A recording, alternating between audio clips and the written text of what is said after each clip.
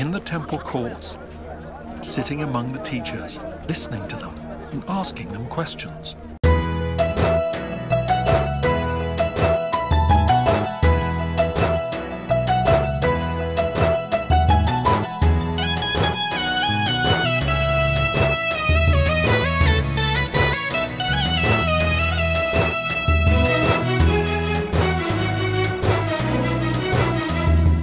ప్రశ్నలతో మొదలైన భక్తి జీవితం పరిశోధనతో కొనసాగును ప్రయాణం. ప్రశ్నలతో మొదలైన భక్తి జీవితం పరిశోధనతో కొనసాగును ప్రయాణం. యేసుక్రీస్తు ప్రభువే సమాధానకర్త, యేసుక్రీస్తు ప్రభువే సమాధానకర్త. నీ ప్రశ్నలన్నిటికీ ప్రభువిచ్చును ఉత్తరం, నీ ప్రశ్నలన్నిటికీ ప్రభువిచ్చును ఉత్తరం. ఉత్తరము దేవుని సమాధానము, ఉత్తరము క్రీస్తు మహాజ్ఞానము. ఉత్తరము దేవుని సమాధానము, ఉత్తరము క్రీస్తు మహాజ్ఞానము.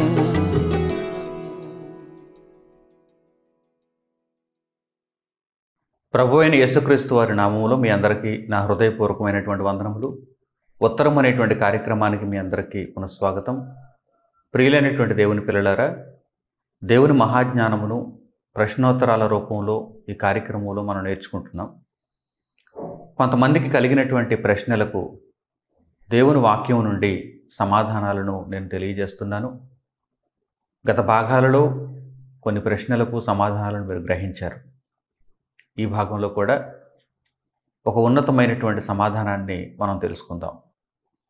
ఈ ప్రశ్న ఏంటంటే, ఇశ్రాయేలీయులకు మొదటి రాజు అయినటువంటి సౌలు తాను దేవుని మార్గము నుండి తొలగిపోయినప్పుడు దేవుని దగ్గరకు వచ్చి తాను ఫిలిష్తీయులతో యుద్ధం చేయాలా లేదా, ఫిలిష్తీయులను తాను జయించగలడా లేదా అని విచారణ చేస్తున్నప్పుడు దేవుని దగ్గర నుండి ఎటువంటి సమాధానం రాలేదు. పరిశుద్ధ గ్రంథాన్ని చదువుతున్నటువంటి కొందరికి ఒక సందేహం వచ్చింది.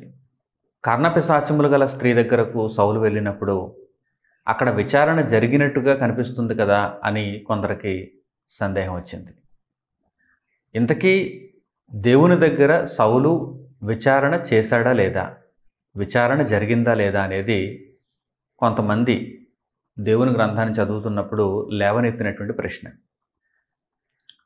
ప్రియులైన నా సహోదరి సహోదరులారా, ఈ సందర్భం ద్వారా ప్రశ్న వారికి ఎలా వచ్చినప్పటికీ దీనికి అద్భుతమైనటువంటి సమాధానాన్ని అయితే దేవుడు మనకు అనుగ్రహించబోతున్నాడు. కనుక పరిశుద్ధ గ్రంథాన్ని తెరవండి. సమూయేలు మొదటి గ్రంథము 28వ అధ్యాయంలో ఈ సందర్భం మనకు కనిపిస్తుంది. సమూయేలు మొదటి గ్రంథము 28వ అధ్యాయంలో 3వ వచనం నుంచి మనం చూద్దాం. సమయాభావాన్ని బట్టి మీకు అవసరమైనంత మేరకు నేను ఇప్పుడు మీకు చదివిస్తాను. తర్వాత మీరు ఇంకా పూర్తిగా ఆ అధ్యాయం అంతటినీ చదివితే మీకు ఇంకా సంపూర్ణంగా విషయం అర్థమవుతుంది.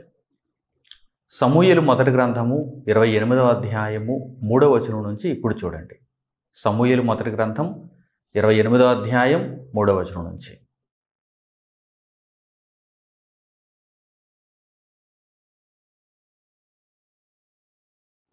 సమూయేలు మృతి పొందగా ఇశ్రాయేలీయులు అతని గురించి విలాపము చేసి రామా అను అతని పట్టణములో అతని పాతిపెట్టి ఉండిరి. మరియు సౌలు కర్ణపిశాచము గలవారిని చిల్లంగి వారిని దేశములో నుండి వెళ్ళగొట్టి ఉండెను. ఫిలిష్తీయులు దండెత్తి వచ్చి షూనేములో దిగగా సౌలు ఇశ్రాయేలీలందరినీ సమకూర్చెను. వారు గిల్బోవలో దిగిరి. సౌలు ఫిలిష్తీయుల దండును చూచి మనస్సునందు భయకంపము నొంది యెహోవా యొద్ద విచారణ చేయగా యెహోవా స్వప్నము ద్వారానైనను ఊరీము ద్వారానైనను ప్రవక్తల ద్వారానైనను ఏమీయూ సెలవీయకుండెను. ఈ సందర్భాన్ని చక్కగా మీరు అర్థం చేసుకోవాలి. సమూయేలు మృతి పొందెను. సమూయేలు మృతి పొందిన తర్వాత సౌలుకు పెద్ద దిక్కు లేదు. అంటే దేవుని దగ్గర విచారణ చేసేటువంటి ఒక ప్రవక్తను సౌలు కోల్పోయాడు. సౌలును అభిషేకించినదే సమూయేలు. సౌలును ఇశ్రాయేలీలకు రాజుగా అభిషేకించినదే సమూయేలు. సమూయేలు వంటి ప్రవక్త మృతి పొందడం, లేకపోవటం సౌలుకు చాలా నష్టం, చాలా బాధాకరం. ప్రియులైన నా సహోదరి సహోదరులారా, నేటి కాలమందు కూడా దేవుని జ్ఞానమును సమాజంలో నేర్పించే, బోధించే నిష్పక్షపాతమైనటువంటి సేవకులు ఉండటం చాలా అవసరం. ఈ సమాజం ఏమనుకుంటుందంటే దేవుని వాక్యం నేర్పించేటువంటి వారిని నిర్మూలం చేయాలనుకుంటుంది, ఆపు చేయాలనుకుంటుంది, వారిని ద్వేషించాలనుకుంటుంది, వారిని అంతమొందించాలనుకుంటుంది. స్పష్టముగా ఎటువంటి స్వార్థం లేకుండా నిజముగా దేవుని కొరకు బ్రతికి దేవుని వాక్యమును ప్రజలకు అందించేటువంటి సేవకుల యొక్క అవసరత చాలా ఎక్కువగా ఉంటుంది. అసలు వారు ఉంటేనే మనుషులకు మనుగడ ఉంటుంది, మనుషులు క్షేమముగా జీవించడానికి అవకాశం ఉంటుంది. ఎందుకంటే వారు నిరంతరం దేవుని వాక్యముని మాట్లాడతారు, దేవుని వాక్యమునే సమాజానికి అందిస్తారు. అటువంటి వారు లేకపోతే కనుక అది చాలా పెద్ద నష్టం. చరిత్రలో ఈ సందర్భాన్ని మనం ఆలోచన చేయగలిగితే ప్రాథమికంగా అసలు మొట్టమొదట సమూయేలు మృతి పొందాడు. సమూయేలు మృతి పొందిన తర్వాత అది సౌలుకు చాలా పెద్ద నష్టంగా మారిపోయింది. అప్పటికే సౌలు దేవునికి చాలా ఎడబాటులో ఉన్నాడు. సౌలు మారు మనసును అందటం లేదు. సౌలు మరలా దేవుని క్షమాపణ అడిగేటువంటి మనసుతో లేడు. సౌలు అంతకంతకు పాపమును పెంచుకుంటూ దేవునికి దూరం అయిపోతున్నాడు. అటువంటి సందర్భంలో సౌలు దేవుని యొక్క విషయాలను ఎలా తెలుసుకుంటాడు, దేవుని దగ్గర ఎలా విచారణ చేస్తాడు? ఒకవేళ దేవుణ్ణి అడిగినా దేవుని యొద్ద నుండి ఏ రీతిలో కూడా సమాధానం రావటం లేదు. ఒక స్వప్నము ద్వారా కానీ, ఊరీము తుమ్మీముల ద్వారా కానీ, లేక ప్రవక్తల ద్వారా కానీ ఎటువంటి సమాధానం సౌలుకు రావటం లేదు. ఈ పరిస్థితులలో ఏం చేయాలి? ఒకవైపు చూస్తే ఫిలిష్తీయులు దండెత్తొచ్చారు. ఫిలిష్తీయులతో తాను ఏ సందర్భంలో ఎట్టి పరిస్థితుల్లో యుద్ధానికి వెళ్ళాలి, వారిని ఎలా జయించాలి, ఈ విషయాలన్నీ కూడా దేవుని దగ్గర నుండి తెలుసుకుందామంటే ఇప్పుడు సౌలుకు ఎటువంటి దారి లేదు. ఉన్న ఒక్కదారి అనగా అప్పటి వరకు ఉన్న ఒక్కదారి సమూయేలు ద్వారా విషయాలను తెలుసుకునేటువంటి ఆ దారి కూడా మూసుకుపోయింది. ఎందుకంటే సమూయేలు అప్పటికే మృతి పొందాడు. కనుక ఎలా నేను దేవుని దగ్గర నుండి విచారణ చేసి విషయమును తెలుసుకోవాలనేటువంటి విషయం సౌలుకి అర్థం కాక సౌలు అక్కడ ఒక పిచ్చి పని చేస్తున్నాడు. అదేంటంటే ఈ సౌలే కర్ణపిశాచములు కలిగినటువంటి స్త్రీలనందరినీ కూడా దేశంలో ఉండకుండా నిర్మూలన చేశాడు. మరలా అదే సౌలు ఎవరి మీద ఆధారపడుతున్నాడు? ఎవరి దగ్గరికి వెళ్ళాలనుకుంటున్నాడు? కర్ణపిశాచములు గల స్త్రీ దగ్గరకు వెళ్ళాలనుకుంటున్నాడు, తన సేవకులకు ఆజ్ఞాపించినట్టుగా. ఆ తర్వాత వారి సేవకులు ఏందోరులో కర్ణపిశాచములు కలిగినటువంటి స్త్రీ ఉందని వారు చెప్పడం, వారి మాటలను బట్టి ఆ సమాచారాన్ని బట్టి సౌలు ఏందోరులో ఉన్న కర్ణపిశాచములు గల స్త్రీ దగ్గరకు వెళ్ళి శకునము చూచి నా కొరకు సమూయేలును రప్పింపవలను. అంటే కర్ణపిశాచములు గల స్త్రీ తనకు ఏమీ చెప్పలేదని, దేవుని దగ్గర నుండి విషయాలను రాబట్టలేదని సౌలుకు తెలుసు. అందువలననే దేశంలో కర్ణపిశాచములు గల స్త్రీలు ఉండకుండా, అటువంటి సోది చెప్పేవారు ఉండకుండా సౌలు ముందుగానే నిర్మూలన చేశాడు. కానీ మరలా అదే కర్ణపిశాచములు గల స్త్రీ దగ్గరకు సౌలు వెళ్ళటం, వారు ఏమీ చెప్పలేరన్న విషయం తెలిసినా సరే శకునము చూచి సమూయేలును వారి ద్వారా రప్పించుకొని ఎలాగైనా సరే దేవుని దగ్గర నుండి విషయాలను రాబట్టుకోవాలనేటువంటి ప్రయత్నం చేయటం, ఇదంతా కూడా తప్పుడు మార్గం, దేవుని వాక్యమునకు అతిక్రమం. ఇదంతా కూడా ఆ యొక్క అధ్యాయంలో మీరు చదువుకోగలరు. ఈ విషయాన్ని మీరు అక్కడ చదువుకోగలరు. అయితే అనేక మందికి కలిగినటువంటి ప్రశ్న ఏంటంటే ఇంతకీ విచారణ జరిగిందా లేదా అని కొందరు ప్రశ్నిస్తున్నారు.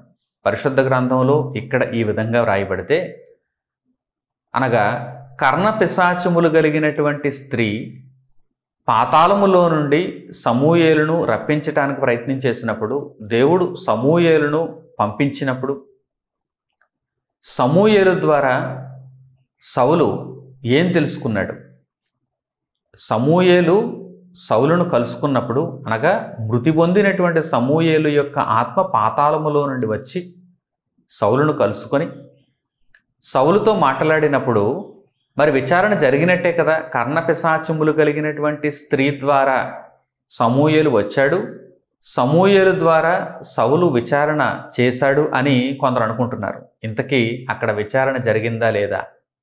ఈ విషయాన్ని క్రింది మాటల్లో మీరు ఇంకా చూడగలిగితే, జాగ్రత్తగా నేర్చుకోగలిగితే, దేవుడు స్వప్నము ద్వారా కానీ, ఊరిము ద్వారా కానీ, ప్రవక్తల ద్వారా కానీ చెప్పను అన్నాడంటే ఇక చెప్పడు. దేవుడు విచారణ చేయగా విషయం చెప్పటం లేదన్న సంగతిని మరలా చెప్పటానికే సమూయేలు వచ్చాడు. అంతే తప్ప దేవుని దగ్గర నుండి సరైన విషయాన్ని, జవాబును చెప్పటానికి మాత్రం రాలేదు. అంటే సమూయేలును దేవుడు ఎందుకు అనుమతించాడు? మృతులలో నుండి మరలా వెళ్ళి సౌలుకు కనిపించి ఏ విషయాన్ని చెప్పటానికి దేవుడు అంగీకరించాడు, దేవుడు సమ్మతించాడు? ఫిలిష్తీయులతో యుద్ధం చేయాలా లేదా ఈ విషయాన్ని చెప్పడానికి కాదు. నీవు చనిపోతావు, రేపటి దినాన నీవు, నీ కుమారుడు నాతో పాటు పాతాళ లోకంలోనే ఉంటారు అని ఈ విషయం చెప్పటానికి.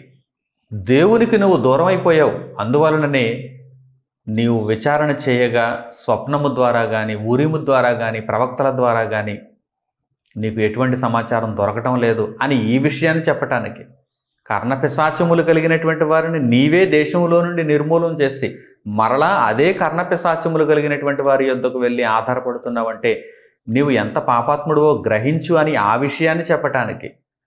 సౌలులో ఉన్నటువంటి లోపాలన్నిటినీ ఒక్కసారి జ్ఞాపకం చేయటానికి సమూయేలు వచ్చాడే తప్ప ఏదో ఫిలిష్తీయులతో యుద్ధం చేయాలా వద్దా, ఏ సమయంలో చేయాలి, ఏ పరిస్థితుల్లో చేయాలి, ఎప్పుడు వెనకడుగు వేయాలి, ఎప్పుడు పోరాటం చేయాలి, ఎప్పుడు వారిని అంతమొందించాలి, ఈ మెలకువలు చెప్పటానికి, దేవుని యొద్ద విచారణ చేసి ఇటువంటి రహస్యాలను తెలియచేయటానికి మాత్రం సమూయేలు రాలేదని మొట్టమొదట మీరంతా కూడా గ్రహించాలి.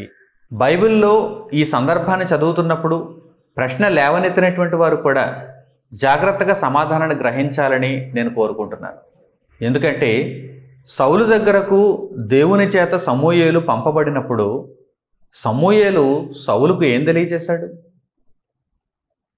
సౌలు యొక్క నాశనాన్ని గురించి చెప్పాడు. నీవు దేవునికి దూరం అయిపోయావు, నీవు దేవునికి దూరం అవుటను బట్టి దేవుడు నీకు ఎటువంటి సమాచారాన్ని ఇవ్వదలుచుకోలేదు. ఈ విషయాన్ని తెలియచేయటానికి సమూయేలు వచ్చాడు. ఈ విషయాన్ని తెలియజేయడానికి సమూయేలు వచ్చాడు. అంతే తప్ప కర్ణపిశాచములు కలిగినటువంటి స్త్రీ సమూయేలును రప్పించిందని పొరపాటు పడకండి. సమూయేలు వచ్చిన తర్వాత మరలా విచారణ జరిగిందని కూడా మీరు పొరపాటు పడకండి. అసలు విచారణ ఒకవేళ జరిగించి దేవుడు ఒక ఉన్నతమైనటువంటి భవిష్యత్తు సంగతిని, అనగా సౌలు ఇశ్రాయేలీయులు కాపాడబడతారనేటువంటి ఒక మంచి సంగతిని చెప్పాలనుకుంటే కనుక ముందుగానే స్వప్నము ద్వారా కానీ, ఊరిము ద్వారా కానీ, ప్రవక్తల ద్వారా కానీ చెప్పి ఉండే. ఎందుకంటే అంతకు ముందటి కాలంలో అలాగే తెలుసుకున్నాడు కదా, సౌలు అలాగే తెలుసుకున్నాడు. అంతకుముందు న్యాయాధిపతులు ఉన్నటువంటి కాలంలో కూడా యెహోవా యొద్ద విచారణ చేసినప్పుడు తండ్రి అయిన దేవుని దగ్గర నుండి సమాచారాలు వారికి అనుగ్రహింపబడ్డాయి కదా. దానిని బట్టే కదా ఇశ్రాయేలీలందరూ అనేక మంది శత్రు రాజులతో, శత్రు సైన్యాలతో యుద్ధం చేసి గెలుపొందగలిగారు. మరి ఇప్పుడు ఎందుకు నీకు దేవుని దగ్గర నుండి సమాధానం దొరకటం లేదనగానే నీవు ఆలోచన చేయాలి, అంతే తప్ప పాపం చేయకూడదు. దేవునికి దూరం అయిపోయినప్పుడు మనిషి ఏం చేయాలి? ఆలోచించాలి, పశ్చాత్తాపపడాలి, దేవుని దగ్గర మోకరెళ్ళాలి, దేవునిని క్షమాపణ వేడుకోవాలి. అంతే తప్ప తప్పు మీద తప్పు, తప్పు మీద తప్పు చేయకూడదు. ఇది చాలా ముఖ్యమైనటువంటి పాఠం. ప్రశ్న అడిగినా కానీ ఒకందుకు మంచికే అడిగారు ప్రశ్న, మంచి సందర్భం కోసమే అడిగారు, మంచి కారణం కోసమే అడిగారు. ఈ విషయమై మనం ఆలోచన చేస్తే చాలా అద్భుతమైనటువంటి విషయాలు మనకు పరిశుద్ధ గ్రంథంలో కనిపిస్తాయి. నిజంగా మనోనేత్రములు తెరిచి చదవగలిగితే, దేవుని మహాజ్ఞానమును ఆత్మ సహాయం వలన పొందగలిగితే చాలా గొప్ప విషయాలు మనకు ఇక్కడ అర్థమవుతాయి. మొట్టమొదట అసలు సౌలే కర్ణపిశాచములు కలిగినటువంటి వారిని అందరినీ దేశంలో నుండి నిర్మూలన చేసేసాడు. మరి అలాంటప్పుడు ఈ సౌలు మారువేషంలో ఆ కర్ణపిశాచములు కలిగినటువంటి స్త్రీ దగ్గరికి ఎందుకు వెళ్ళాల్సి వచ్చింది? అంటే దీనిని బట్టి మనం నేర్చుకోవాల్సిన పాఠం ఏంటి? నేటి కాలంలో మనం నేర్చుకోవాల్సిన పాఠం ఏంటి? దేవుని మనం విశ్వసించినప్పుడు మనమే లోకమందు పాపముగా కనిపిస్తున్నటువంటి అన్నింటినీ ద్వేషించి మరలా పాపం జోలికి వెళుతున్నామా? ఒక్కసారి మనల్ని మనమే పరీక్షించుకోవాలి. అనేక మంది ఈ విషయాలలో తప్పిదం చేసే కదా నేటికి కూడా సౌలు వలె భ్రష్టులుగా మారిపోతున్నారు. ఒకానొక సందర్భంలో మారు మనసులు అందారు, పశ్చాత్తాపపడ్డారు, దేవుని కొరకు బ్రతకాలనుకున్నారు, పాపమును ద్వేషించారు, లోకమును ద్వేషించారు, పరిశుద్ధతను ప్రేమించారు. కాలం గడిచే కొద్దీ మరలా లోకానికి ఆకర్షితులవుతున్నారు. అనేక సందర్భాలలో మీరు తొట్టిల్లిపోతున్నారు, పాపమును ప్రేమిస్తున్నారు. సౌలు ఒకప్పుడు కర్ణపిశాచములు కలిగిన వారిని అందరినీ దేశంలో నుండి వెళ్ళగొట్టాడు. మరలా ఇప్పుడు తన సేవకులకు ఏమని ఆజ్ఞాపిస్తున్నాడు? కర్ణపిశాచములు కలిగినటువంటి వారు ఎక్కడైనా ఉంటే మీరు వెతికి పట్టుకోండి అంటున్నాడు. చూసారా, ఈరోజు లోకములో మన బ్రతుకు కూడా ఈ విధంగా ఉందా? ఒక్కసారి ఆలోచించండి. అటువంటి పరిస్థితుల్లో ఉంటే భ్రష్టత్వానికి చాలా దగ్గరగా ఉన్నారని గమనించండి. పాపమును ద్వేషించారంటే ఇక నిరంతరము దానిని ద్వేషించాల్సిందే. మరలా దానిని హక్కును చేర్చుకోవటానికి వీలు లేదు. పాత జీవితమును మీరు సిలువ కొట్టేయాలి. పాత జీవితమును మీరు సిలువ కొట్టేయాలి. ప్రభువైన యేసుతో నూతన జీవితమును పొంది ముందుకు కొనసాగుతున్నప్పుడు మరల వెనుకకు చూడకూడదు, వెనకడుగు వేయకూడదు. ఎన్నో సందర్భాలు పరిశుద్ధ గ్రంథంలో మనకి జ్ఞానాన్ని నేర్పిస్తున్నాయి, మన బ్రతుకును నిర్మిస్తున్నాయి. కనుక ఈ మాటలను చదివినప్పుడు, ఈ సందర్భాన్ని గ్రహిస్తున్నప్పుడు నేను మరలా ద్వేషించిన దాని వైపుకు వెళ్ళకూడదు, కక్కిన దానికి తిరుగు కుక్కతో నేను సమానంగా ఉండకూడదు అనేటువంటి విషయం మనలో స్పష్టంగా నిలబడాలి. ఈ విషయమందు మనం స్థిరత్వాన్ని కలిగి ఉండాలి. ఇక తరువాతి విషయాలు ఏంటంటే, దేవుడు పరిశుద్ధ గ్రంథంలో అనగా ఇశ్రాయేలీయులకు ముందుగా ఇచ్చినటువంటి ధర్మశాస్త్రంలో ఒక విషయాన్ని తెలియజేశాడు. అసలు సౌలు కర్ణపిశాచములు కలిగినటువంటి వారిని అందరినీ దేశంలో నుండి ఎందుకు వెళ్ళగొట్టాడు? ముందు అతడు ఏ కారణాన్ని బట్టి, ఏ విషయాన్ని బట్టి అతడు వెళ్ళగొట్టాడు? ధర్మశాస్త్రంలో దేవుడు ముందుగా తెలియజేశాడు. ధర్మశాస్త్రంలో దేవుడు ముందుగా తెలియజేశాడు. ఆ విషయాన్ని మొట్టమొదట మనం చూడాలి. ద్వితీయోపదేశకాండము 18వ అధ్యాయము 9వ వచనం నుంచి మనం చూడగలిగితే అక్కడ ఈ విషయం పొందుపరచబడింది. ధర్మశాస్త్రంలో దేవుడు ముందుగా తెలియజేశాడు. ద్వితీయోపదేశకాండము 18వ అధ్యాయము 9వ వచనం నుంచి చూడండి.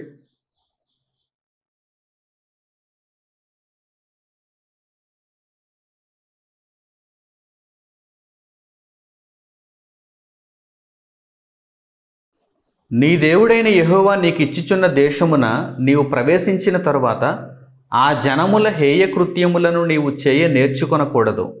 తన కుమారునైనను తన కుమార్తెనైనను అగ్నిగుండము దాటించువానినైనను శకునము చెప్పు సోదెగానినైనను మేఘశకునములను గాని సర్పశకునములను గాని చెప్పువానినైనను చిల్లంగివానినైనను మాంత్రికునినైనను ఇంద్రజాలకునినైనను కర్ణపిశాచి నడుగువానినైనను దెయ్యముల యొద్ద విచారణ చేయువానినైనను మీ మధ్య ఉండనీయకూడదు. వీటిని చేయు ప్రతివాడును యెహోవాకు హేయుడు. ఆ హేయములైన వాటిని బట్టి నీ దేవుడైన యెహోవాని ఎదుట నుండి ఆ జనములను వెళ్ళగొట్టుచున్నాడు. దేవుడు ధర్మశాస్త్రంలో ఇశ్రాయేలీయులకు ముందుగా ఏమని తెలియజేశాడు? నేను మీకు ఇచ్చిచున్నటువంటి దేశంలో మీరు నిత్యము నివసించాలంటే, మీరు నాతో సంబంధాన్ని కలిగి ఉండాలంటే, నా మార్గంలో మీరు నడుచుకోవాలి, నేను చెప్పినట్టుగా మీరు జీవించాలి. మీ దేశములో శకునము చెప్పువారిని కానీ, చిల్లంగి వారిని కానీ, మాంత్రికులను కానీ, ఇంద్రజాలకులను కానీ, అగ్నిగుండములు దాటించేవారిని కానీ, ఇలాంటి భయంకరమైన చెడ్డ కార్యములు చేసేవారిని ఉండనీయకూడదు. వారి కార్యములను మీరు అభ్యసించకూడదు. ఈ కార్యములను వారు చేస్తున్నారు కనుకనే వారిని ముందుగా ఆ దేశంలో నుండి వెళ్ళగొట్టాను, మిమ్మును ఆ దేశంలోని తీసుకుని వెళ్తున్నాను. మీరు కూడా వారి వలె వారిని పోలి నడుచుకుంటే ఇక మీకు వారికి తేడా ఉంది. వారిని వెళ్ళగొట్టినది ఎందుకు? వారిని ఆ దేశంలో నుండి వెళ్ళగొట్టినది ఎందుకు? వారి చెడ్డ కార్యక్రమాలను బట్టి, వారు దేవునికి బహుదూరంగా ఉండటాన్ని బట్టి. మీకు ఆ దేశాన్ని ఇచ్చింది ఎందుకు? మీరు దేవుని నీతిలో నివసిస్తారని దానిని బట్టి. మరి అలాంటప్పుడు దేవుని కొరకు మీరు బ్రతికి దేవుని చిత్తమును ఈ సర్వ ప్రపంచానికి మీ ద్వారా తెలియజేయాల్సింది పోయి మీరే వెళ్ళగొట్టబడిన ఆ జనులు చేసినటువంటి ఆ చెడ్డ కార్యములు చేస్తే ఎలా? అందుకే దేవుడు ముందుగా ద్వితీయోపదేశకాండంలో ధర్మశాస్త్రమందు ఈ విషయాన్ని పొందుపరిచాడు. ఈ విషయాన్ని బట్టి సౌలు ముందటి కాలంలో, అనగా తన యొక్క ప్రవర్తన కాస్తో కూస్తో కొంచెం మంచిదిగా ఉన్నప్పుడు దేశంలో నుండి కర్ణపిశాచములు కలిగిన వారిని అందరినీ వెళ్ళగొట్టాడు, నిర్మూలం చేశాడు, ఆజ్ఞ బయలుదేరేలా చేశాడు. ఎవ్వరూ కూడా అటువంటి వారు దేశంలో నివసించకూడదని సౌలు ఆజ్ఞాపించాడు. దీనిని బట్టి చాలామంది వెళ్ళిపోయారు. కర్ణపిశాచములు కలిగిన వారిని అందరినీ కూడా వెళ్ళగొట్టారు, దేశంలో ఉండకుండా నిర్మూలం చేయబడ్డారు. మరలా సౌలు తాను వెళ్ళగొట్టినటువంటి కర్ణపిశాచములు కలిగినటువంటి స్త్రీలను వెతుకుతున్నాడు. కర్ణపిశాచములు గలవారు ఎవరైనా ఉంటే గనక వారిని పట్టుకోండని సేవకులకు ఆజ్ఞాపిస్తున్నాడు. దేని కొరకు? శిక్షించటానికి కాదు, వారిని ఆశ్రయించి వారి ద్వారా ఏదో మేలు పొందుదామని ఆలోచన చేయటానికి. ప్రియులారా, దేవుడు చక్కని పాఠాన్ని మనకు నేర్పిస్తున్నాడు. నీవు విసర్జించిన దాని వైపుకు మరలా నీవు తిరుగునేకూడదు. దేవుని కొరకు బ్రతకాలని నీవు నిర్ణయించుకున్నప్పుడు దేవుని కొరకు బ్రతుకు, లోకం వైపు చూడకు అని దేవుడు హెచ్చరిస్తున్నాడు. ఒకవేళ లోకం వైపుకు తిరిగితే దేవునికి ఎడబాటుగా మనం వెళ్ళిపోయినట్టే, దేవునికి ప్రతికూలంగా మనం మారిపోయినట్టే. అలాంటి పరిస్థితుల్లో దేవుడు మన చేయి విడిచిపెడతాడు. అట్టి పరిస్థితి ఎప్పటికీ కలగకుండా మనం జాగ్రత్త పడాలి. ఒక ఉదాహరణ సౌలు దేవునికి దూరం అవుతున్నాడు, పాపపు క్రియలు చేస్తున్నాడు. దేవునికి దూరం అవుతున్నాడు, పాపపు క్రియలు చేస్తున్నాడు. దేవుడు ఏనాడు తెలియజేస్తాడంటే, నీవు సత్క్రియ చెయ్యని ఎడల పాపము వాకిట పొంచియుండును. కయ్యను కాలంలో తెలియజేయబడింది ఈ మాట. నీవు సత్క్రియ చేయకపోతే పాపము వాకిట పొంచియుండును, నీ ఎడల దానికి వాంఛ కలుగును, నీవు దానిని ఏలుదువు. అంటే నీవు తప్పు చేసిన తర్వాత మరో తప్పు చేస్తావు, మరో తప్పు చేస్తావు. అంటే ఒక తప్పుతో, ఒక పాపముతో ప్రారంభం అవుతుంది. అలా తప్పులు పాపములు చేసుకుంటూ నేరస్తుడిగా చివరికి మారిపోతావు. దేవుడి విషయాన్ని తెలియజేస్తున్నాడు. ప్రియులారా, సౌలులో మారు మనస్సు ఏది? సౌలులో పశ్చాత్తాపం ఏది? లేదు.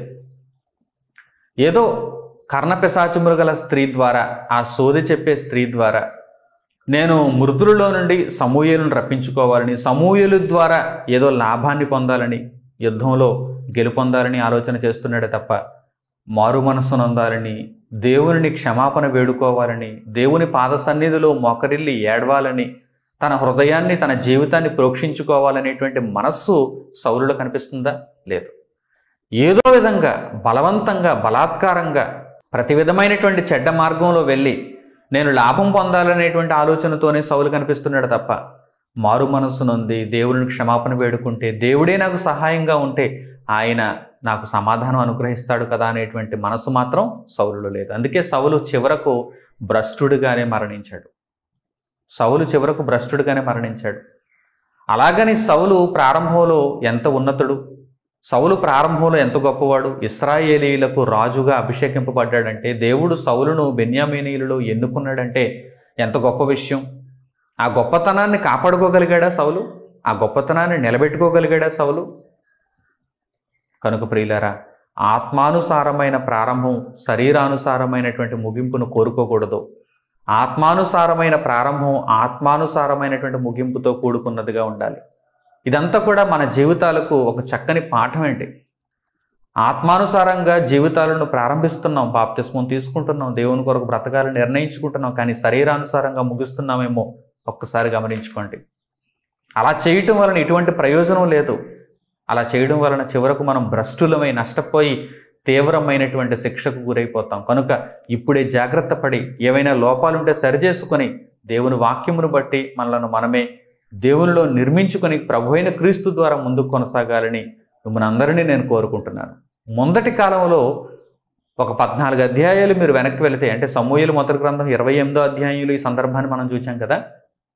ముందటి కాలంలో అంటే సౌలు ఇంకా మునుపటి కాలంలో ఇలాంటి యొక్క పరిస్థితి ఎదురైంది. యుద్ధానికి వెళ్ళాలా వెళ్ళకూడదా, దేవుని దగ్గర విచారణ చేసేటువంటి పరిస్థితి ఎదురైంది. సమూయేలు మొదటి గ్రంథం 14వ అధ్యాయంలో మీరు చూస్తే ఈ విషయం మీకు అర్థమవుతుంది. మరి అప్పుడు యెహోవా యొద్ద విచారణ చేసి సమాధానం దొరకని పరిస్థితులలో సౌలు ఏం చేశాడు? ఇలాగే కర్ణపిశాచములు గల వారి దగ్గరికి వెళ్ళాడా? ఏం చేశాడో అక్కడ మనం చూద్దాం. సమూయేలు మొదటి గ్రంథము 14వ అధ్యాయము 36వ వచనం నుంచి చూడండి. సమూయేలు మొదటి గ్రంథము 14వ అధ్యాయము 36వ వచనం నుంచి.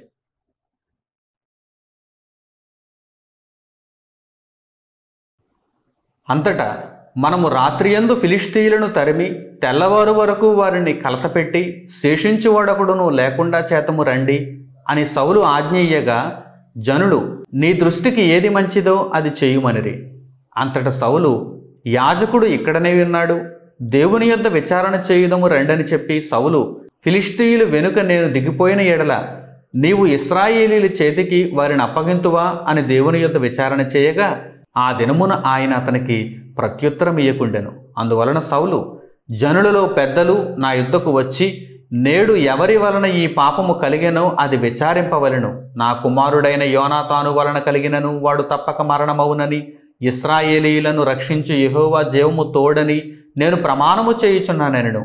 అయితే జనులందరిలో అతనికి ప్రత్యుత్తరం ఇచ్చినవాడు ఒకడును లేకపోయెను.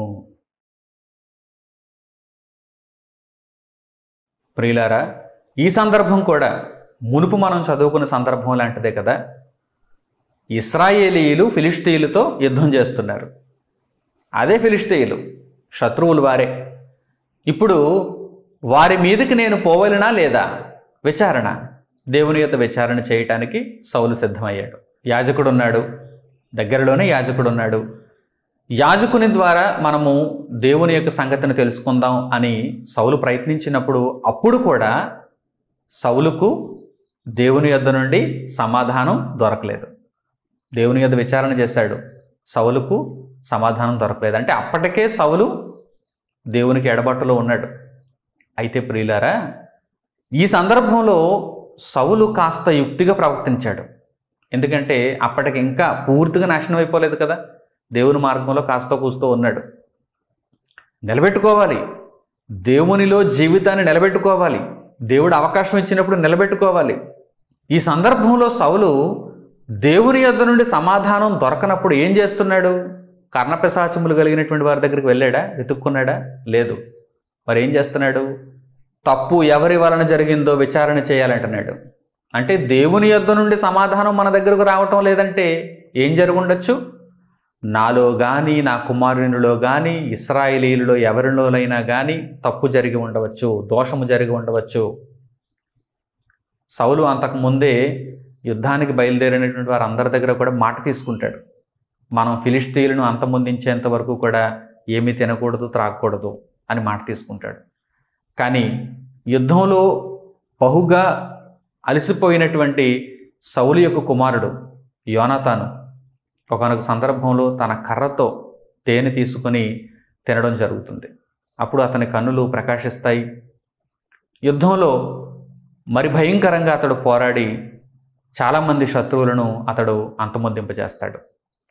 ఈ విషయాన్ని చుట్టూ ఉన్నటువంటి ఇశ్రాయేలు సైనికులు కూడా చూస్తారు. ఈ విషయమే అక్కడ మనకు క్రింది భాగాలలో కనిపిస్తుంది. ఎవరి వలన దోషం జరిగింది అంటే యోనాతాను వలన జరిగింది అని తెలియబడుతుంది. యోనాతానును కూడా చంపాలనుకుంటాడు సౌలు. ఎందుకంటే నీవు దేవుని దృష్టికి పాపము చేస్తావు కనుక యుద్ధంలో మనం పూర్తిగా శత్రువులను జయించేంత వరకు ఏమీ తినకూడదు, త్రాగకూడదని నేను చెప్పిన తర్వాత కూడా నీవు తేనె త్రాగేవంటే దీని విషయమై ఈరోజు నేను నిన్ను హతము చేస్తాను అన్నప్పుడు మరలా ఇశ్రాయేలీయులు అడ్డుకుంటారు. ఈ యోనాతాను వలననే ఈరోజు మనం ఇంతమంది శత్రువులను చంపగలిగాం, ఇది ఎన్నటికీ కూడదు అని మరల వారు యోనాతానును కాపాడడం జరుగుతుంది. అయితే ఇక్కడ ప్రధానమైనటువంటి విషయాన్ని మనం జాగ్రత్తగా గమనించాలి. యెహోవా యొద్ద సౌలు విచారణ చేశాడు, దేవుని దగ్గర నుండి సమాధానం రాలేదు. అప్పుడు సౌలు ఎలా ప్రవర్తించాడు? దోషం ఎవరిలో ఉందో కనుగొనటానికి ఆలోచన చేశాడు. దోషం ఎవరిలో ఉందో కనుగొనటానికి విచారణ చేయమంటున్నాడు. మరి ఈ బుద్ధి తర్వాతి కాలంలో ఏమైపోయింది? సమూయేలు మొదటి గ్రంథము 14వ అధ్యాయంలో సౌలుకున్న ఈ బుద్ధి సమూయేలు మొదటి గ్రంథము 28వ అధ్యాయంలో కనిపించడం లేదు. ఈ విషయాన్ని తెలుసుకొని మీ బ్రతుకులను చక్కదిద్దుకుంటే ప్రశ్నలు వేయటం కాదు, మీ జీవితాన్ని మీరు ప్రశ్నించుకొని దేవుని కోసం బ్రతుకుతారు. విచారణ జరిగిందా లేదా, విచారణ జరిగిందా లేదా, కర్ణపిశాచములు కలిగిన వారి దగ్గరికి వెళ్ళాడు, విచారణ జరిగింది కదా అని మీరు తప్పుడు త్రోవలో వెళ్ళిపోతున్నారు. దేవుని వాక్యమును ఇంత చక్కగా సరైన కోణంలో మీరు పరిశీలన చేస్తే మీ బ్రతుకునే మీరు ప్రశ్నించుకొని మీరు చక్కని మార్గంలో నడవటానికి, ప్రభువైన యేసును ఆశ్రయించటానికి మీకు అవకాశం కలుగుతుంది. జాగ్రత్తగా గమనిస్తున్నారా? ఉత్తరం అనేటువంటి కార్యక్రమం ద్వారా ప్రతి సమాధానం కూడా మిమ్మును సర్వలోకాన్ని బ్రతికించేది. దేవుని సమాధానాలు ఎలా ఉంటాయి? ఏదో నువ్వు ప్రశ్న అడిగావు, ఆ ప్రశ్నకు నేను సమాధానం చెప్పి చేతులు దులుపుకొని వెళ్ళిపోదాం అనేటువంటి తీరులో ఉండదు. నువ్వు ప్రశ్న వేస్తే ఆ ప్రశ్నకు సమాధానం చెబితే నీతో పాటు నీ చుట్టూ ఉన్నవారు, లోకమంతా కూడా యేసుక్రీస్తు ప్రభు ద్వారా రక్షణను పొందటానికి దేవుడు సమాధానం తెలియజేస్తాడే తప్ప మరో ఉద్దేశంతో మాత్రం కాదు. ఇక్కడ ఈ ప్రశ్న అడిగారు కనుక ఎంత ఉన్నతమైన జ్ఞానం బయటకు వస్తుందో ఆలోచన చేయండి. ఎంత ఉన్నతమైన జ్ఞానం! దేవునితో నీ సంబంధం తెగిపోయిందంటే నీవు ఆలోచన చేయాలి. దోషం ఎక్కడుంది, లోపం ఎక్కడ జరిగింది, పాపం ఎక్కడ జరిగింది. మొదటి సందర్భంలో సౌలు ఆ విధంగానే ఆలోచించాడు. నాలో కానీ, నా కుమారునిలో కానీ, ఇశ్రాయేలీయులలో ఎవరిలోనైనా కానీ దోషం ఉంటే ఊరుకునేది లేదు. ఎందుకంటే దేవుని దగ్గర నుండి సమాధానం రావటం లేదంటే ఇది చాలా ప్రమాదకరమైనటువంటి స్థితి అని సౌలు గ్రహించాడు. మరి ఈ గ్రహింపు తరువాతి కాలంలో ఉందా? సౌలు ఇంకా దేవునికి దూరం అయిపోయాడు. ఆ సందర్భంలో సౌలు కర్ణపిశాచములు కలిగిన వారిని వెతకవచ్చా? అస్సలు వెతకకూడదు. వారి దగ్గరికి వెళ్ళకూడదు. సౌలు ఏం చేయాలి? స్వప్నము ద్వారా కానీ, ఊరీము ద్వారా కానీ, ప్రవక్తల ద్వారా కానీ దేవుని యొద్ద నుండి సమాధానం దొరకలేదు అంటే సౌలు ఏం చేయాలి? గోనె పట్ట కట్టుకోవాలి, ఉపవాసం ఉండాలి, దేవుని దగ్గర మోకరించి ఏడవాలి, తన జీవితం అంతటిని ఒక్కసారి పరిశీలించుకోవాలి, ఎక్కడెక్కడ ఎటువంటి తప్పులు చేశాడో ఒక్కసారి మరలా విమర్శ చేసుకోవాలి. తండ్రి, నేను నీతో ఎడబాయకూడదు, నీ నుండి నేను దూరం అయిపోకూడదు. ఈ లోకమందు నేను మరణించిన, ఈ ఇశ్రాయేలు రాజ్యమే నాకు దూరమైపోయిన, కరువు కాటకాలతో తినడానికి తిండి కూడా లేని పరిస్థితుల్లోనికి నేను వెళ్ళిపోయినా పర్వాలేదు, కానీ నీతో నేను దూరం అయిపోకూడదు, నీ మార్గము నుండి నేను వేరైపోకూడదు. లోకమందు ఏది ఉన్నా ఏది లేకపోయినా నీవు మాత్రం నాతో ఉండాలనేటువంటి ఆ భావన ఒకవేళ దేవుని సన్నిధిలో సౌలు కనుక చూపించి ఉంటే దేవుడు క్షమించి ఉండును కదా. ఆయన ఎంత దయార్థ హృదయుడు, క్షమించుటకు సిద్ధ మనస్సు కలిగిన వాడు అని పరిశుద్ధ గ్రంథంలో మనకు కనిపిస్తుంది. బండ హృదయాలు మనవి, ఆయనది కాదు. రాతి హృదయాలు మనవి, ఆయనది కాదు. ఆయన క్షమించుటకు ఎంతో సిద్ధంగా ఉన్నాడు. మనం పశ్చాత్తాపపడితే, మారు మనసు నొందితే, పాపమును ఒప్పుకుంటే, అతిక్రమమును ఒప్పుకొని విడిచిపెడితే మనలను క్షమించటానికి ఆయన ఎంతో సిద్ధంగా ఉన్నాడు. అంత గొప్ప సర్వోన్నతుడైన తండ్రి దగ్గర మీరెందుకు ఇంకా ఆలస్యం చేస్తూ మీ బ్రతుకులను ఇంకా నాశనకరమైన గుంటలోనే, ఆ చీకటి మార్గంలోనే, పాతాళములోని నరకమునకు, అగ్నిలోనికి మిమ్మల్ని తీసుకుని వెళ్ళేటువంటి ఆ భయంకరమైన త్రోవలోనే ఉంటున్నారో అర్థం కావటం లేదు.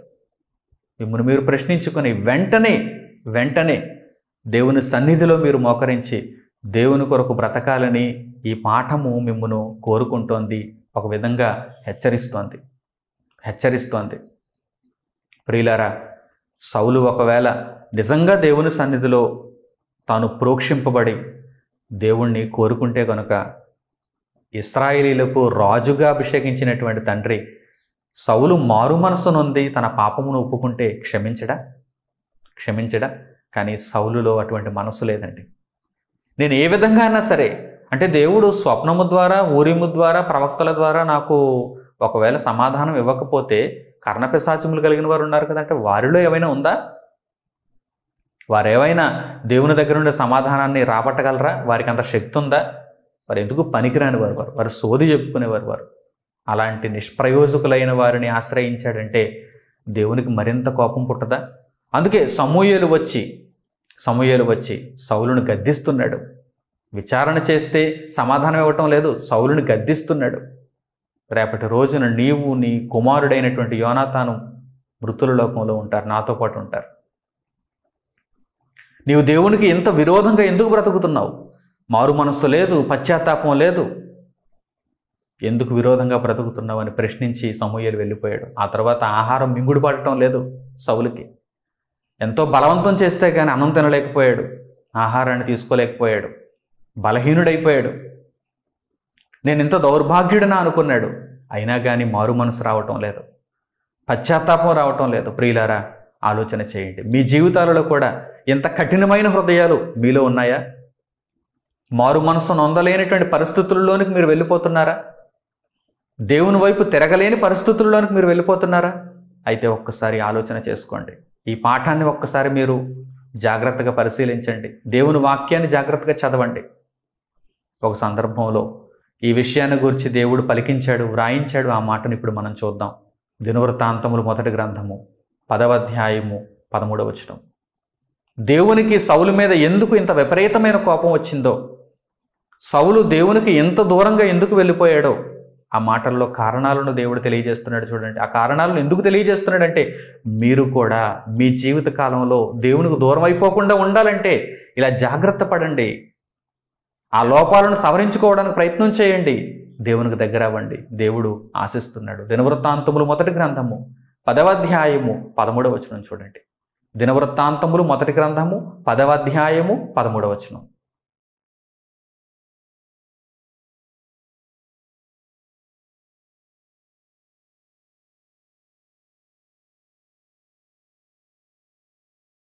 ఈ ప్రకారము యెహోవా ఆజ్ఞ గైకొనక ఆయన దృష్టి ఎదుట ద్రోహము చేసినందుకును, యెహోవా యొద్ద విచారణ చేయక కర్ణపిశాచముల యొద్ద విచారణ చేయు దానిని వెదకినందుకును సౌలు హతమాయెను.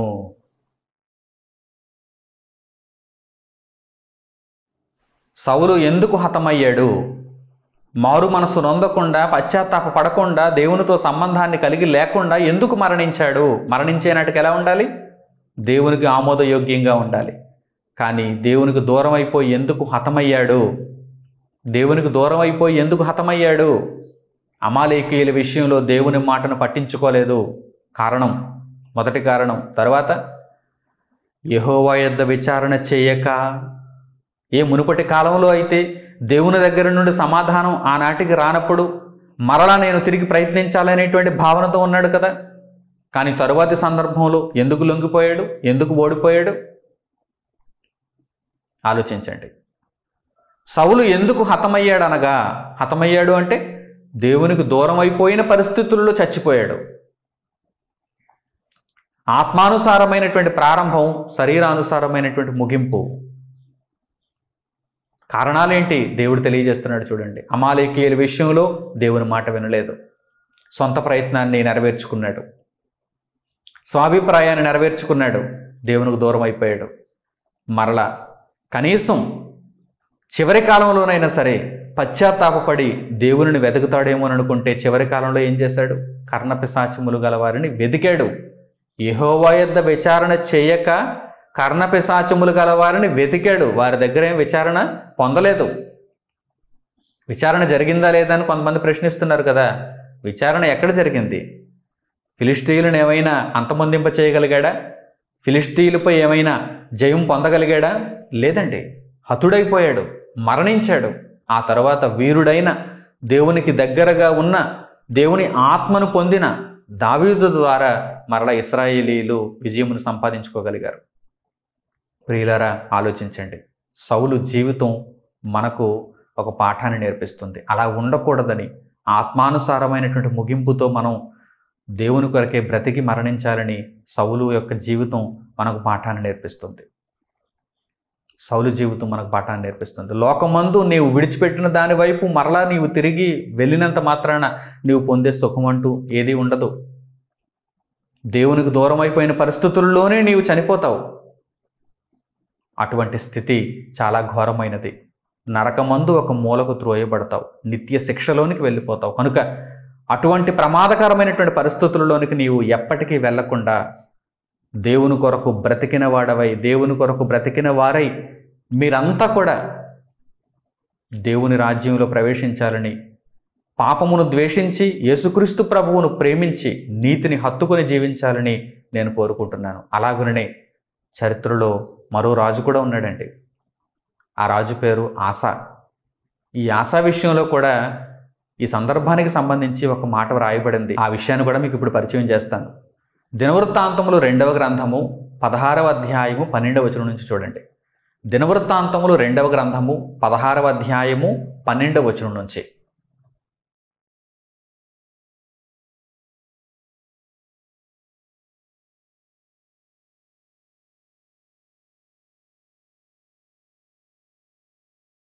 ఆసా తన ఏలుబడి యందు 39వ సంవత్సరమున పాదములలో జబ్బు పుట్టి తాను బహు బాధపడినను దాని విషయములో అతడు యెహోవా యొద్ద విచారణ చేయక వైద్యులను పట్టుకొనెను. ఆసా తన పితరులతో కూడా నిద్రించి తన ఏలుబడి యందు 41వ సంవత్సరమున మృతి నొందగా అత్తరు పనివారి చేత సిద్ధము చేయబడిన సుగంధ వర్గములతోనూ పరిమళ ద్రవ్యములతోనూ నిండిన పడక మీద జనులు అతని ఉంచి అతని నిమిత్తము బహు విస్తారమైన గంధవర్గములను దహించి దావీదు పట్టణమందు అతడు తన కొరకై తొలిపించుకొనిన సమాధి యందు అతని పాతిపెట్టిరి. యూదారాజైన ఆసా కూడా ఏం చేశాడు? పాదములలో జబ్బు పుట్టింది. పాదములలో జబ్బు పుట్టినప్పుడు యెహోవా యొద్ద విచారణ చేయటం లేదు. నాలో ఉన్న దోషం ఏంటి, నాలో ఉన్న నేరం ఏంటి, లోపం ఏంటి, పాపం ఏంటి, పశ్చాత్తాపపడి దేవుని దగ్గరకు వెళ్ళి అడగటం లేదండి. ఎలాగైనా సరే తగ్గించేసుకోవాలి. రోగం పుడితే ఎలాగైనా తగ్గించేసుకోవాలి. కష్టం వస్తే ఎలాగైనా గట్టెక్కేయాలి. ఇదేనా దేవుని దగ్గర నుండి మీరు కోరుకునేది? దేవుని దగ్గర నుండి మీరు కోరుకునేది ఇదేనా? మీ జీవిత కాలంలో మీరు కోరుకునేది ఇదేనా? అలా ఉండకూడదు. అటువంటి పరిస్థితుల్లో ఉండకూడదు. రోగం వచ్చింది, తగ్గిపోతే మరలా లోకంలో పడి బ్రతకాలనేటువంటి భావనతో ఉండకూడదు. రోగం వచ్చింది, నాలో ఉన్న లోపం ఏంటి, నాలో ఉన్న దోషం ఏంటి, నేను చేసిన నేరం ఏంటి, దానిని ఒక్కసారి మనం ఆలోచించుకోగలిగితే అదేనండి చక్కని వైద్యం. రోగం తగ్గుతుంది, దేవుడు నీకు నయం చేస్తాడు. కానీ నీవు ఆలోచించవలసిన విధానం ఎలా ఉండాలి? నేను చేసిన దోషం ఏంటి, నేను చేసిన నేరం ఏంటి, మరలా ఆ నేరములోనికి నేను వెళ్లకుండా ఉండాలంటే నేను ఎలాంటి నిర్ణయాలు తీసుకోవాలి? ఆసా అటువంటి ప్రవర్తనతో ఉన్నాడా? పాదములలో జబ్బు పుట్టింది, యెహోవా అయితే విచారణ చేశాడా? లేదు. వైద్యులను పట్టుకున్నాడు. వైద్యులే దేవుళ్ళు అనుకున్నాడు. లోకం చెబుతుంది కదా వైద్యుడు దేవుడని. నేను మునుపు చెప్పిన పాఠాన్ని వినండి. వైద్యుడు దేవుడా, దేవుడు వైద్యుడా?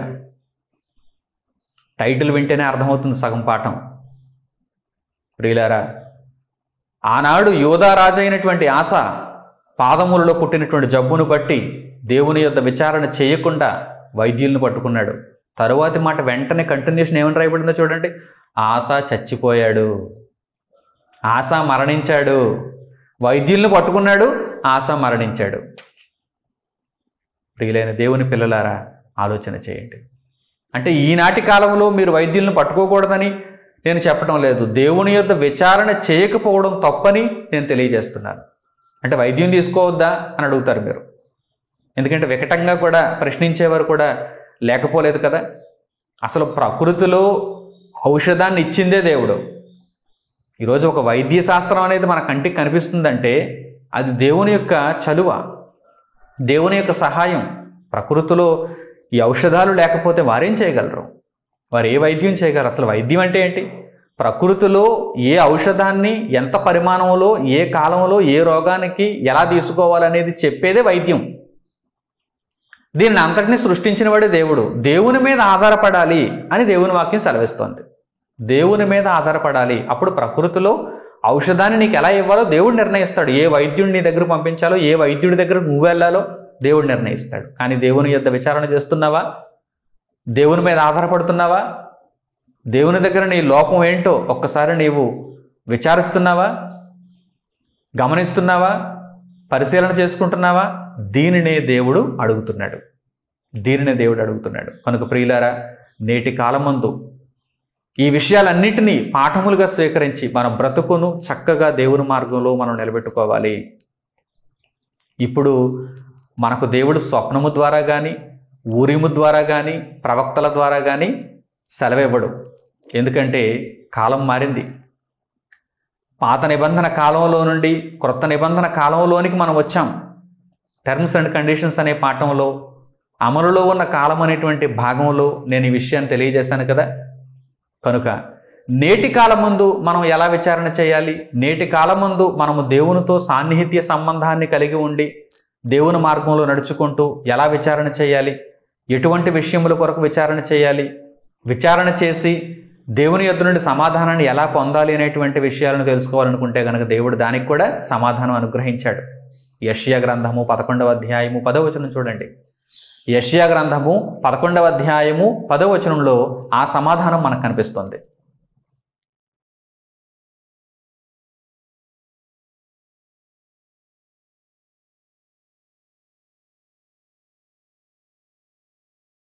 ఆ దినమున ప్రజలకు ధ్వజముగా నిలుచుచుండు యెషయి వేరు చిగురునొద్ద జనములు విచారణ చేయును, ఆయన విశ్రమ స్థలము ప్రభావము గలదగును. ఆ దినములలో అని మునుపటి దినములలో రాస్తున్నాడు. పూర్వదినములలో వ్రాయబడినటువంటి ఈ మాట చక్కగా మీరు ఆలోచించగలిగితే ఆ దినములలో అంటే దేవుని కుమారుడైన యేసు శరీరధారిగా భూమి మీదకు వచ్చిన తరువాత నుండి క్రొత్త నిబంధన కాలములో ఆ దినములలో యెషయి వేరు చిగురు అనగా యేసుక్రీస్తు ప్రజలందరూ ఆ ధ్వజము దగ్గరకు వచ్చి దేవుని దగ్గర విచారణ చేస్తారు. ఆయన విశ్రమ స్థలము ప్రభావము గలదగును. గొప్ప సమాధానాన్ని ఆయన ఇస్తాడు. సమాధానకర్త అంటే ఇప్పుడు మనము ఎవరి దగ్గర విచారణ చేయాలి, ఎవరి ద్వారా సమాధానాన్ని పొందాలి? ప్రభు అయిన యేసు ద్వారా. సర్వలోకము కూడా యెషయి వేరు చిగురు అంటే ప్రభు అయిన యేసుక్రీస్తు. ఆయన దగ్గర విచారణ చేయాలి, ఆయన దగ్గర నుండి సమాధానం పొందాలి. ఎటువంటి విషయాలలో మనం విచారణ చేయాలి, ఏ విషయాల నిమిత్తం మనం సమాధానాన్ని పొందాలి? లోకమందు ఉన్నటువంటి చిన్న చిన్న విషయాలను గురించి కాదు. ఆనాడు సౌలు ఫిలిష్తీయులతో యుద్ధం చేసే విషయంలో దేవుని యొద్ద విచారణ చేశాడు, అంతే తప్ప లోకమందు ఉన్నటువంటి చిన్న చిన్న విషయాల దగ్గర వారు దేవుని దగ్గర విచారణ చేసేవారు కారు. అత్యున్నతమైనటువంటి విషయమై ఉండాలి. సుప్రీంకోర్టులో ఏదైనా కేసు వేయాలంటే ఎలాంటి కేసు వేస్తారు? ఏదో ఇంటి పక్కన వాళ్ళతో గొడవ పెట్టుకుని ఈ గొడవ సుప్రీంకోర్టులో వేస్తారా? లేదు కదా. సుప్రీంకోర్టులో విచారణ చేయదగినటువంటి అర్హత స్థాయి ఉన్నటువంటి కేసు ఏదైనా ఉంటే కనుక అక్కడ అప్పీల్ చేయాలి. లేదంటే కేసు అడ్డంగా కొట్టి మీ మీద మరలా ఇంకో కేసు వారు పెట్టి మిమ్మల్ని జైల్లో వేస్తారు. దానికి అర్హమైనటువంటి కేసు ఏంటి? అలాంటి కేసులు మాత్రమే సుప్రీంకోర్టులో వేయాలి. క్రింది కోర్టులలో ఒకవేళ పరిష్కరింపబడకపోతే అప్పుడు వేయాలి. ఇంటి పక్క వారితో గొడవ పెట్టుకుని, లేకపోతే పొరుగు వారితో ఎవరితోనైనా గొడవ పెట్టుకుని, లేకపోతే బంధువులతో గొడవ పెట్టుకుని, లేక రక్త సంబంధికులతో గొడవ పెట్టుకుని ఈ చిన్న చిన్న గొడవలు పంచాయతీలు, అందుకే వీటిని పంచాయతీలు అంటుంటారు. పంచాయతీ దగ్గర తేలిపోద్ది అనమాట ఈ విషయం. పోలీస్ స్టేషన్లో తేలిపోతుంది అనమాట ఈ విషయం. పెద్దల దగ్గర తేలిపోతుంది అనమాట ఈ విషయం. ఇలాంటి చిన్న చిన్న గొడవలకి సుప్రీంకోర్టులో కేసు వేస్తారా? అలాగే అత్యున్నతమైనటువంటి న్యాయస్థానం దేవునిది. దేవుని దగ్గర ఒకవేళ విచారణ చేయాలంటే కనుక అది ఎంతో గొప్ప విషయం అయి ఉండాలి. ఈరోజు ప్రభు అయిన యేసు అనేటువంటి మహోన్నతుడు ఈ అంత్యకాలంలో దేవుని ధ్వజముగా మనకు కనిపిస్తున్నాడు. ఆయన దగ్గరకు వెళ్ళి మనం విచారణ చేయాలి. ఏ విషయంలో? అపవాదితో పోరాటం చేసే విషయంలో, యుద్ధం చేసే విషయంలో, సువార్త ప్రకటించే విషయంలో, దేవుని యొక్క పనులను చేసే విషయంలో, దేవుని కార్యములను పూర్తి చేసుకునే విషయంలో ప్రభు అయిన యేసు నామమున తండ్రికి ప్రార్థిస్తూ ప్రభు అయిన యేసు యొద్ద మనం విచారణ చేయగలగాలి. తండ్రిని సహాయం అడుగుతూ దేవుని కొరకు మనం బ్రతకగలగాలి. అపవాదితో మీరు చేసే పోరాటం విషయంలో విచారణ చేయాలి తప్ప లోక సంబంధంగా అప్పు తీరలేదని, లోక సంబంధంగా పెళ్లి జరగలేదని చిన్న చిన్న కారణాల నిమిత్తం దేవుని యొద్ద విచారణ చేయటానికి వీలు లేదు. కనుక ప్రియులారా, ఈ విషయాలన్నింటిలో మీరు పరిపూర్ణమైన అవగాహన కలిగి దేవుని కొరకు బ్రతుకుతూ నిత్యత్వాన్ని సంపాదించుకోవటానికి చక్కని పాఠములను గ్రహించిన వారై సమాధానమును పొంది ఉన్నారని నేను భావిస్తూ ఈ దేవుని వాక్యమును ఇంతటితో ముగిస్తున్నాను. తండ్రి అయిన దేవునికి ప్రార్థనలో ఏకీభవించండి. మహోన్నతుడును సర్వోన్నతుడును మహాపరిశుద్ధుడునైన మా కన్న తండ్రి, మీరు అనుగ్రహించిన జీవము కలిగిన ఈ వాక్యము కొరకు మా హృదయపూర్వకమైన కృతజ్ఞతాస్తుతులు మీకు చెల్లిస్తున్నాము. ఇశ్రాయేలీయులకు మొదటి రాజైనటువంటి సౌలు తండ్రి మీ నుండి దూరమైపోయి మీ ఆజ్ఞలకు, మీ వాక్యమునకు వ్యతిరేకముగా ప్రవర్తించిన దానిని బట్టి నష్టమును చవిచూశాడు. తండ్రి, అతని జీవితము ద్వారా పాఠములను నేర్చుకున్న వారమై మా యొక్క జీవితంలో అటువంటి పరిస్థితి ఎన్నటికీ కనిపించకుండా ప్రతి సందర్భంలోనూ నీతిమంతుని పోలి జీవించుకోగలుగుటకు మాకు సహాయం చేయండి. నాయనా, మీ చిత్తమును నెరవేర్చుకొని మీరిచ్చే విశ్రాంతిని పొందగలుగుటకు తండ్రి, అర్హమైన వారముగా మేము మారగలుగుటకు మీ కృపను దయచేయండి. ఆత్మానుసారమైన ప్రారంభములను కలిగి ఉన్నాము. ఆత్మానుసారమైన ముగింపులను మేము పొందటానికి తగిన విధముగా పోరాటము చేయగలగటానికి మాకు శక్తినివ్వండి. అపవాదితో చేస్తున్నటువంటి ఈ పోరాటంలో తండ్రి గెలుపొందే భాగ్యమును మాకు దయచేయండి. ప్రభు అయిన యేసునద్ద విచారణ చేసి మీ నుండి సమాధానములను పొందగలగటానికి మీ కృపను అనుగ్రహించండి. మీ సహాయముతో, మీ బలీయమైన కృపతో మమ్మను జ్ఞాపకం చేసుకుని ప్రతి విధమైనటువంటి ఆపదలో నుండి, ఇబ్బందిలో నుండి మమ్మను తప్పిస్తూ, కాపాడుతూ మమ్మను పోషించుచున్నటువంటి మా కన్న తండ్రి, నాయన మీ కొరకు ఎల్లప్పుడూ జీవించే మనస్సు కలిగిన వారమై మాలో ఉన్న దోషములను, పాపములను, అతిక్రమములను ఒప్పుకుంటూ విడిచిపెడుతూ మీ కృపలో, మీ క్షేమములో ముందు కొనసాగిపోయే భాగ్యముతో మమ్మల్ని నడిపించమని మిమ్మల్ని వేడుకుంటూ మా ప్రార్థనా విజ్ఞాపనములను మా ప్రభువును రక్షకుడునైన యేసుక్రీస్తు వారి పేరిట మిమ్మల్ని అడుగుచున్నాము తండ్రి. ఆమేన్. మన తండ్రి అయిన దేవుని ప్రేమ, ఆయన కుమారుడైన యేసుక్రీస్తు ప్రభు వారి కృప, పరిశుద్ధాత్ముని అన్యోన్య సహవాసము మనందరికీ సదాకాలం తోడే నడిపించునుగాక. ఆమేన్. అందరికి వందనములు. సెలవు.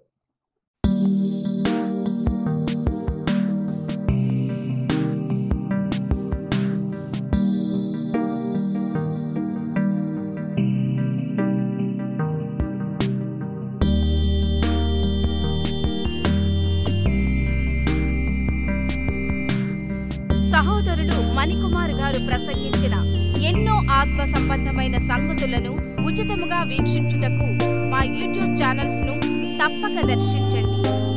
మా సమాచారమును ఎప్పటికప్పుడు తెలుసుకుని ఆత్మీయాభివృద్ధి నొందవలనంటే మా యూట్యూబ్ ఛానల్స్ ను సబ్స్క్రైబ్ చేసుకోండి. సత్వర నోటిఫికేషన్ల కొరకు సబ్స్క్రైబ్ బటన్ ప్రక్కనే ఉన్న బెల్ సింబల్ ను క్లిక్ చేయండి. మరిన్ని వివరములకు మీరు సంప్రదించవలసిన మా ఫోన్ నెంబర్స్ 8978414178 మరియు 8333927666. ధన్యవాదములు. ఈ కార్యక్రమమును అనేక మందికి పరిచయం చేయగలరని ఆశిస్తున్నాము. ప్రభువైన యేసుక్రీస్తు పేరిట మీకు శుభములు.